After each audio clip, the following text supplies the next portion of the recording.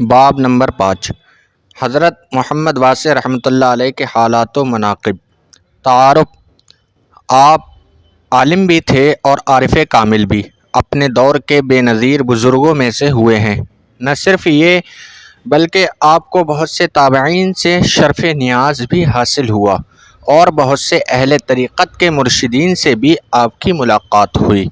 آپ شریعت و طریقت پر یکساں عمل پیرا رہے، اس قدر قناعت پذیر تھے کہ خشک روٹی پانی میں گھول کر کھا لیا کرتے تھے، اور فرماتے کہ خشک روٹی پر قانے کبھی مخلوق کا محتاج نہیں ہو سکتا، سبحان اللہ۔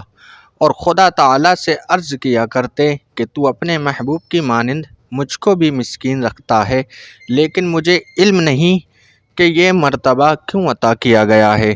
اور جب آپ بہت ہی بھوکے ہوتے تو حضرت حسن بصری کے یہاں پہنچ جاتے اور جو میسر آتا کھا لیتے، اور حضرت حسن کو بھی اس بے تکلفی پر بہت مسرت ہوتی۔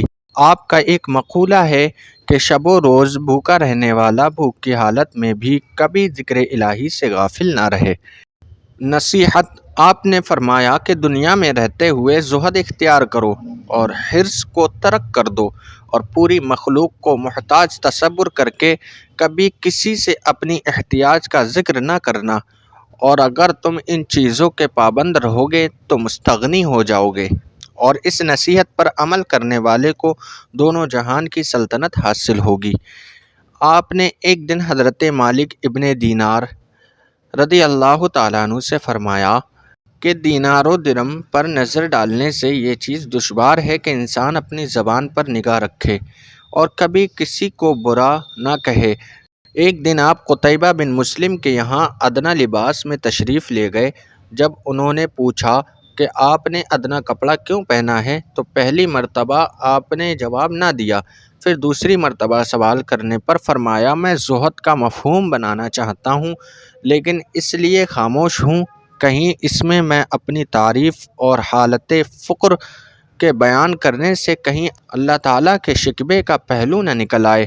ایک مرتبہ اپنے صاحبزادے کو بہت مسرور دیکھ کر فرمایا، تم کس شے پر نازاں ہو کر اس قدر خوش ہو؟ کیونکہ تمہاری ماں تو وہ عورت ہے کہ جس کو میں نے 200 درم میں خریدا ہے، تمہارا باپ خدا کی مخلوق میں سب سے بدتر ہے، پھر بھلا تم کس چیز پر ناز کرتے ہو؟ خدا شناسی۔